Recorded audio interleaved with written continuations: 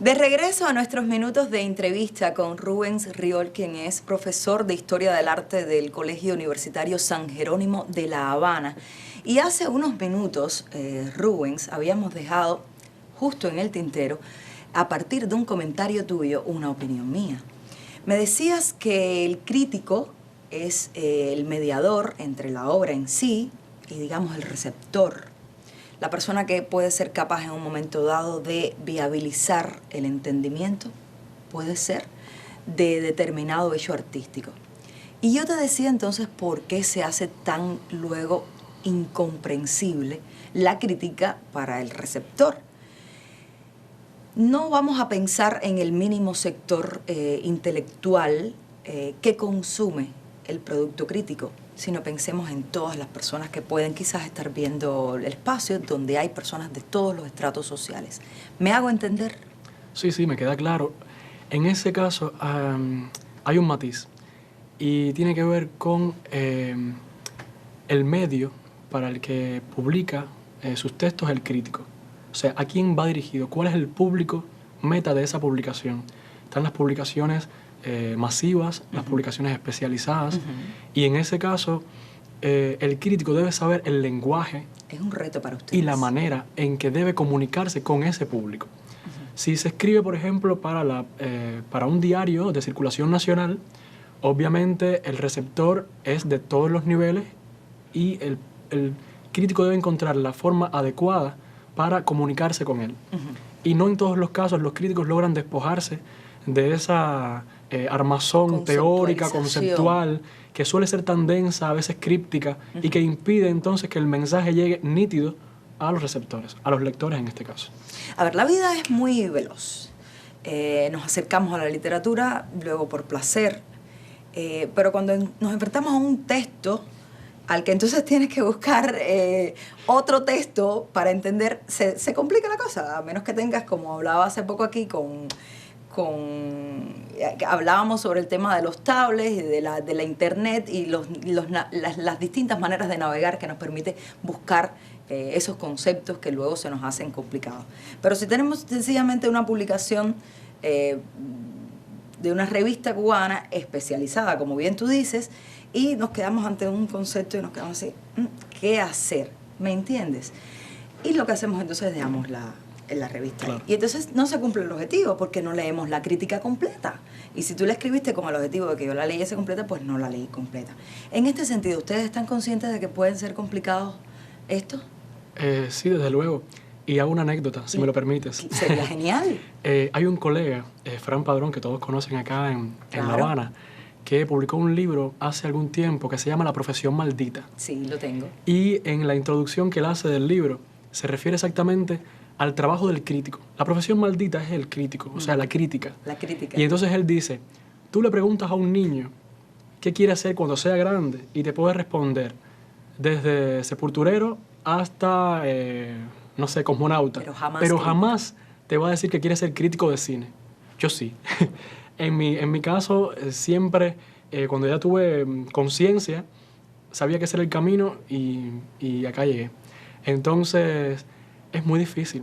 Y él lo dice allí, con esa fábula, ¿no? De pronto. Es un trabajo ingrato, por mucho esfuerzo, sacrificio, dedicación, estudio, especialización que se tenga.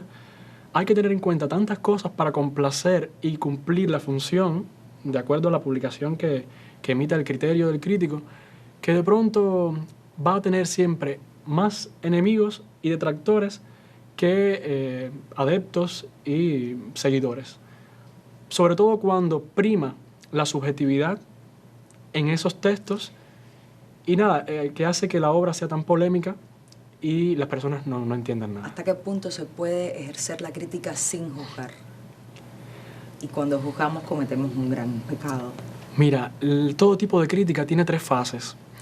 Referativa, o sea, de referencias, a aludir a los premios, festivales o publicaciones anteriores, sobre todo.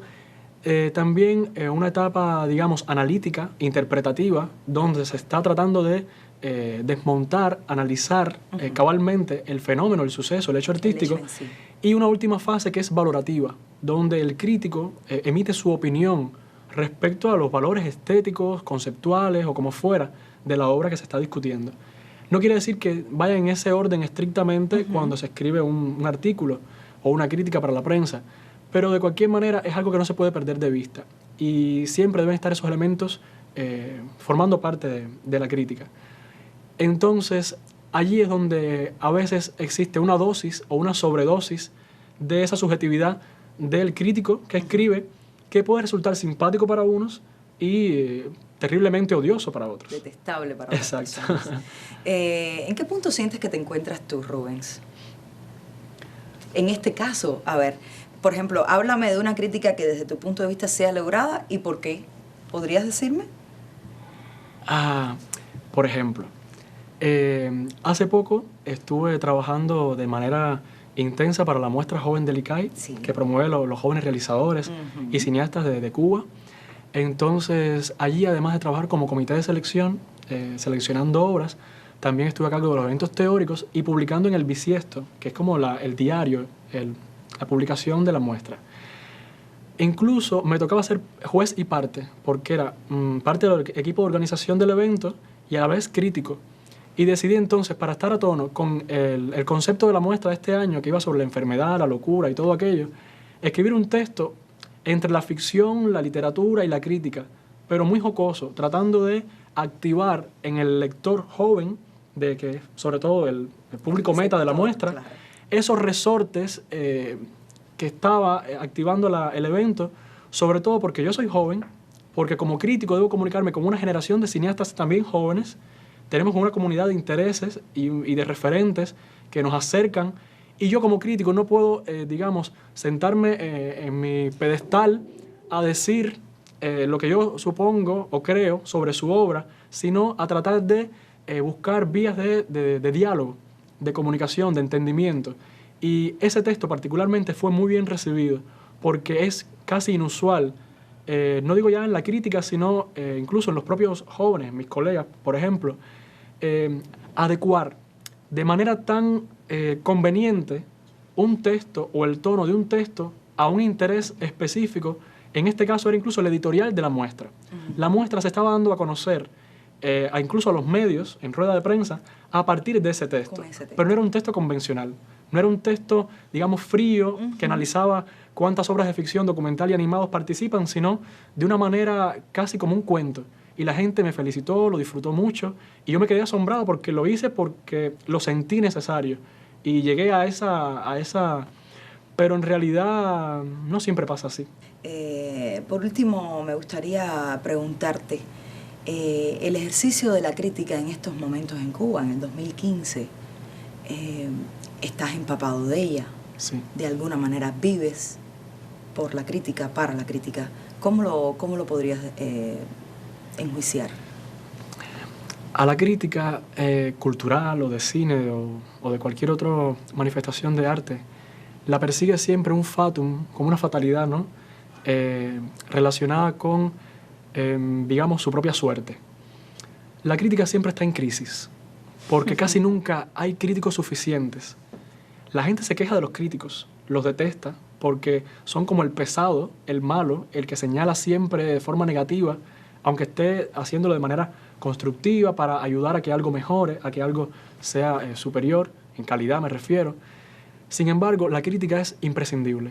La crítica es necesaria a todos los niveles, porque la crítica oxigena, ayuda, esclarece, y eso es algo que a veces se pierde de vista. Ninguna obra cumple su ciclo de sentido, de significado y de comunicación con el receptor si no existe un crítico que ayude a legitimarla, a comprenderla, y no es por subestimar, digamos, la capacidad de entendimiento del público, de los receptores, sino que se necesita una especialización que lleva años para poder decodificar una obra, desmontarla, analizarla, y para eso están los críticos. Que además la crítica no se estudia en ninguna carrera, podría decir incluso arriesgadamente en el mundo. No, la crítica es un camino al que se llega por interés. Exacto. Porque uno quizás es más crítico que nadie y decide que allí está su felicidad, pero para llegar allí tiene que estudiar mucha filosofía, mucha estética, mucho cine, mucho teatro, mucha literatura, para que entonces en algún momento tus criterios y argumentos tengan peso, solidez, belleza incluso, porque también el estilo es algo a lo que se llega después de un tiempo de prueba y error. Entonces no se nace siendo crítico, es un camino arduo y de alguna forma desafortunado, mal visto, pero imprescindible, necesario. Y yo creo que deben seguir existiendo críticos. Cuando te hablaba del tema de la crisis de la crítica, que es permanente, cíclica, es porque la crítica siempre es ejercida por un grupo muy pequeño, elitista, y eso hace que cada vez sean menos. Sea menor. Porque es como un gremio muy reducido en el que por lo general está superpoblado de lo que se conoce en Cuba como vacas sagradas. O sea, aquellas personas que ya tienen un nivel de consagración en la profesión de años, de décadas, y entonces los jóvenes no es que tengan poco acceso, pero por lo general tienen, incluso yo me atrevería a decir, hasta poco interés. Y es que la crítica lleva un compromiso y una responsabilidad tan grande que hay muchas personas capaces, inteligentes, que obvian ese camino por ser tan delicado, tan espinoso. Y entonces nada, somos muy pocos, pero si miraran de otra manera, se darían cuenta de que es siempre necesario. Mucha suerte, tanto como profesor en el Colegio Universitario San Jerónimo de La Habana como en tu labor de crítico. Y usted siga con nosotros hoy en La Hora.